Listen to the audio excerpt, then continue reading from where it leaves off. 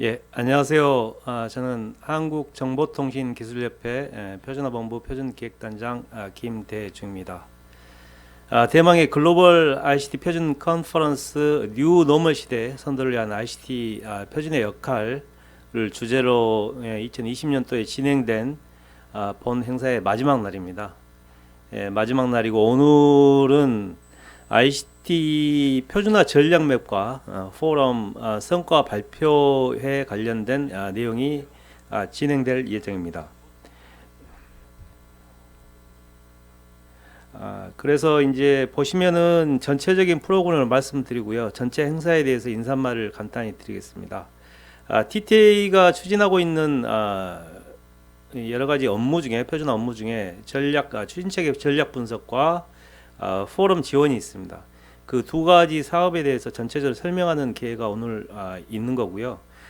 오전 세션으로 진행될 게 전략 맵 관련된 2021년 ICT 표준화 추진 전략에 관련된 발표가 있을 예정입니다. 오후에는 포럼 성과 발표회가 있을 예정입니다. 잠깐만 오전 행사에 대해서 말씀을 드리겠습니다. 오전 행사는 일단 제가 간단하게 2021 버전의 표준화 추진 전략 맵을 간단하게 소개를 하고 그 이후로 5G AI 데이터 부분이라든가 뭐 여러 가지 스마트 헬스, 스마트 시티 선별해서 네 가지의 발표가 있을 예정입니다. 애트리의 김성환 책임님, 에릭슨 LG의 박병석 수석님, 그리고 카이랩의 베이노 대표님, 그리고 애트리의 이준섭 실장님 발표가 있을 예정입니다. 아무쪼록 끝까지 잘 경청해 주시기 바라보며 행사를 시작하도록 하겠습니다. 첫 번째 발표는 간단하게 표준화 전략 맵 버전 2021 버전에 대한 추진 경과에 대해서 제가 말씀을 드리고 전체 오전 행사에 대해서 코디네이션을 제가 하도록 하겠습니다. 첫 번째 발표를 시작하도록 하겠습니다. 금방 말씀드린 표준화 추진 전략 2021 버전에 대한 전략 맵을 소개드릴 예정이고요. 발표 순서는 다음과 같습니다. 첫 번째로 이제 환경 변화에 대해서 ICT 표준에 둘러싼 환경 변화, 글로벌 트렌드나 국내 정책적 변화 등에서 대해서 말씀을 드릴 예정이고, 두 번째 전략 맵을 왜 하는지에 대해서 말씀을 드릴 예정입니다. 세 번째로는 2021 버전의 전체적인 추진 현황, 스트럭처에 대해서 말씀드리고, 마지막으로 핵심 기술 표준화 전략에 대해서 간단하게 오늘 이제 뒤에 발표가 있겠지만 요약해서 말씀드리는 순서를 진행을 하겠습니다. 첫 번째 이제 환경 변화에 대해서 말씀을 드리겠습니다. 키워드는 전체적으로 네 가지입니다. 네 가지인데 첫 번째 키워드가 4차 산업혁명이 가속화되고 있다는 것, 그리고 두 번째로 코로나19로 인해서 촉매된 부분이 있지만 안전과 편익에 관련된 여러 가지 요구사항이나 니즈가 늘어나고 있다는 겁니다. 세 번째로는 빈익빈 부익부라고 얘기를 할 수 있는데, 글로벌 빅테크의 기업들의 여러 가지 생태계에서 주도뿐만 아니라 표준화에서도 주도권을 계속 유지해 가는 게 더 가속화되고 있다는 부분이 있습니다. 네 번째로는 플랫폼 모델의 확산인데, 전에 이제 나타나지 않았던 현상이죠. 여러 글로벌 기업들이 플랫폼을 가지면서 그 플랫폼을 통해서 모든 것을 빨아들이는 그런 현상이 지속적으로 발생되고 있습니다. 두 번째 환경 변화로 말씀을 드릴 수 있는 것은 모든 것이 동기화되고 있습니다. 동기화된다는 게 경계가 사라진다는 얘기로 할 수도 있고, 아니면은 융합된다고도 볼 수가 있고 연계된다고 볼 수가 있는데, 그것은 첫 번째로 말씀드릴 사항은 R&D와 표준화 부분에서 연계가 더욱 가속화되고 있습니다. 그것은 첫 번째로 말씀드리고 강조드리고 싶은 것은, 올해 연구개발 성과법이 이제 개정이 됐습니다. 개정의 주요 골자는 우리나라 그 기술 개발 정부 R&D 사업의 연구 성과로서 가장 주요한 부분이 9대성까지만, 그 중에서도 가장 중요한 부분이 특허나 논문 이쪽이 강조돼서 수행이 되어 왔었는데, 5월달 법 개정을 통해서 성과로 표준이 포함이 되었습니다. 그래서 R&D와 표준의 연계가 더욱 가속화될 측면이 있고요. 두 번째로는 여러 선진 외국들의 정책에 있어서 연구 혁신 표준화 연계, 그림에서 나와 있는 것처럼 R&D나 R&I와 스탠다드제이션이 지속적으로 시작 단계에서부터 맞물려서 진행을 하고 있습니다. 그만큼 ICT에서는 표준이 중요한 부분이기 때문에 정책적 연계도 상당히 중요한 부분으로 지금 트렌드로 나타나고 있습니다. 두 번째로는 이제 여러 가지 그 공식 표준화 기구와 사실 표준화 기구의 경계가 사라지고 있는 거죠. 그러니까 기존에 수평적으로 활동하던 사실 표준 활동, 그리고 수직적으로 활동하던 공식 표준 활동이 수직적 통합과 수평적 통합, 예를 들어서 요즘 잘 나가는 뭐 3GPP 같은 경우를 보면 여러 가지 기존의 통신 인터페이스 표준뿐만 아니라 그 위아래라고 그래요. 레이어별 위쪽 그리고 아래쪽까지 다 이렇게 계속 영역을 넓힐 뿐만 아니라 융합 부분의 표준화도 뭐 각 융합 서비스 스마트 시티 뭐 자율주행차 그런 부분의 표준화를 진행을 하고 있죠. 그래서 공식 기구와 경계가 사라지고 있다라는 말씀을 드리고 싶습니다. 세 번째로는 정부의 정책적 변화에 대해서 말씀을 드리고 싶습니다. 기존에 이제 ICT 표준이 기존에는 상호 운용성 중심의 표준화가 가장 주요 키 포인트였습니다. 그렇지만 이게 이제 확장되는 개념으로 유럽이 얘기하는 디지털 싱글 마켓, 그리고 물, 공기 이런 것처럼 필수제, 살아가는 데서 필수제로서의 ICT 표준의 역할이 상당히 중요하기 때문에 인프라로서의 표준이 강조되고 있습니다. 그래서 그런 측면이, 그래서 정부나 정책적으로 표준을 개입하는 게 옛날에 비해서는 오히려 옛날에 민간 자율에 맡겼지만 오히려 정책적으로 더 많이 개입이 되고 있다는 트렌드가 있고요. 마지막으로는 한국판 뉴딜 정책에 대해서 말씀을 드리고 싶습니다. 이것도 정책적인 건데요. 연장선상에서 첫 번째로 크게 두 가지로 분류가 되죠. 그린 뉴딜과 디지털 뉴딜. 현 정부에서 75조 이상의 투자를 지금 약속을 하고 있습니다.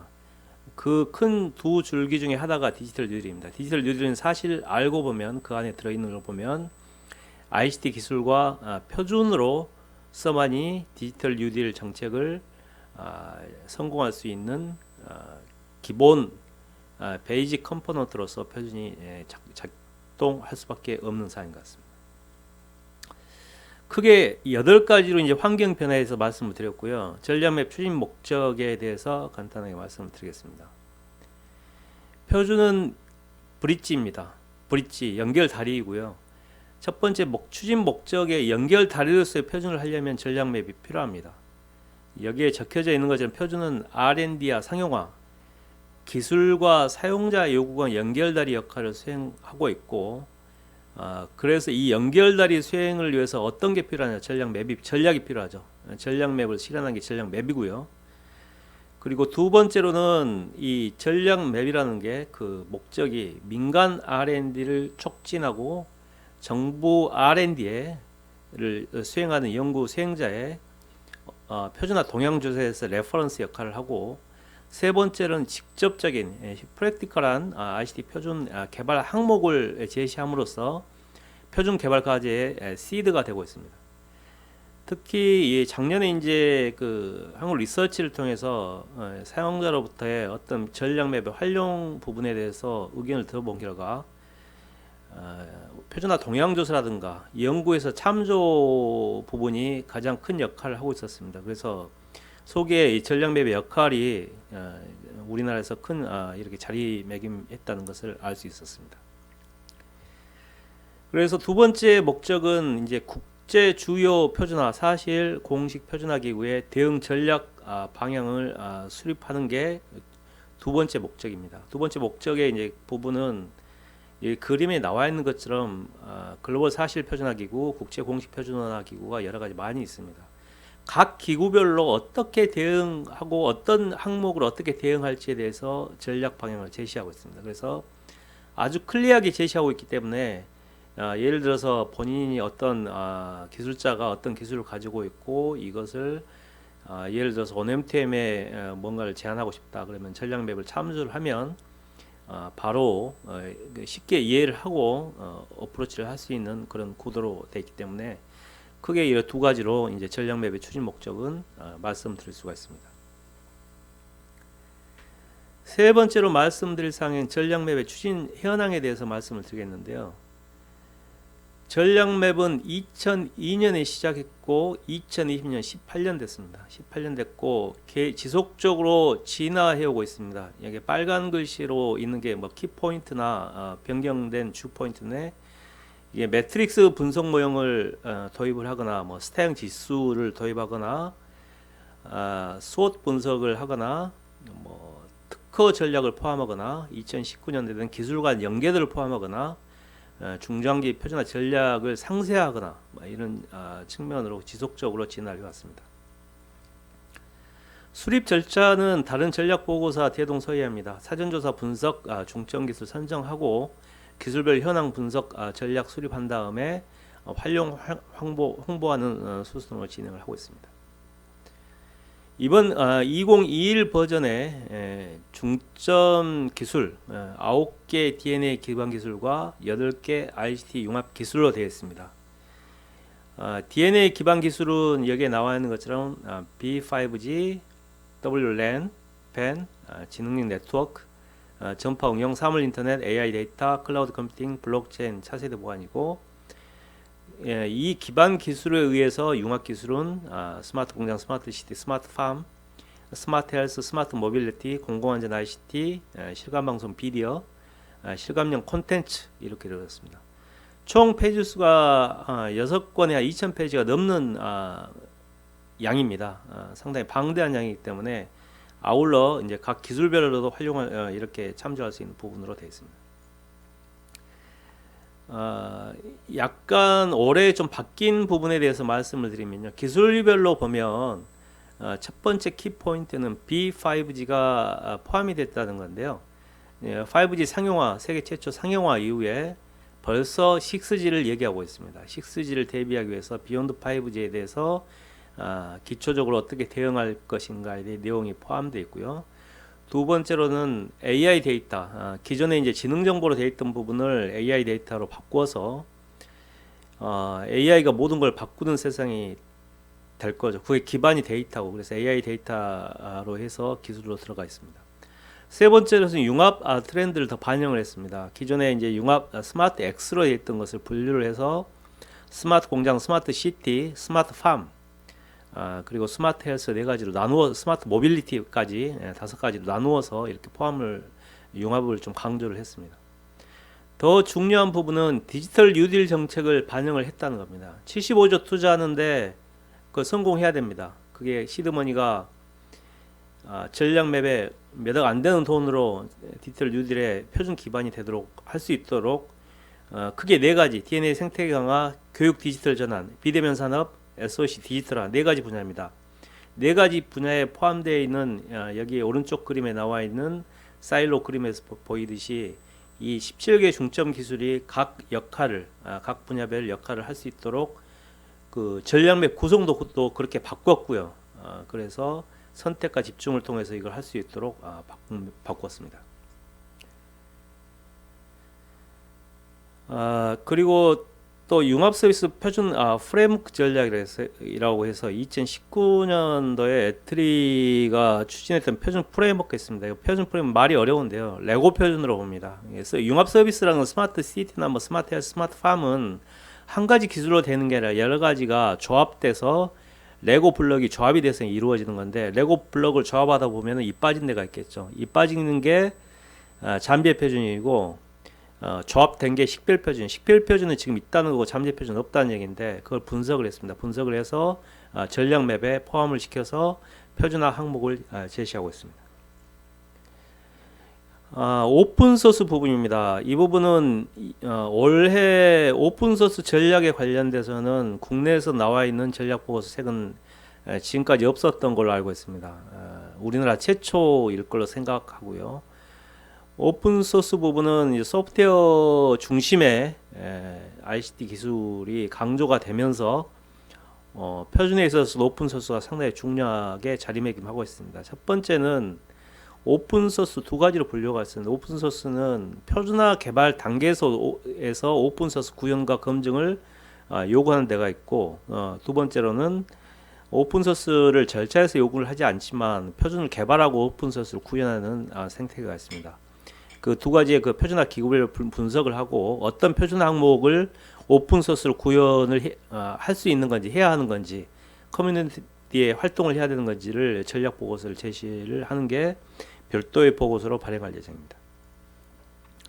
아울러 코비드-19 대응과 관련해서 팬데믹 대응을 위한 여러 가지 표준화 활용, 이 부분은 첫 번째로는 현재 제정된 표준이 무엇이고 진행된 표준이 무엇인지, 아울러 팬데믹 대응에서 앞으로 향후에 중장기적으로 개발되어야 될 항목이 무엇인지, 여러 가지 이제 표준이 있겠죠. 예를 들어서 뭐 사이버 방역이라든가 진단 키트라든가 빅데이터 분석이라든가 이런 부분을 전체적인 관점에서 분석을 해서 별도의 코비드-19 대응 표준화 추진 전략 보고서를 발간할 예정입니다.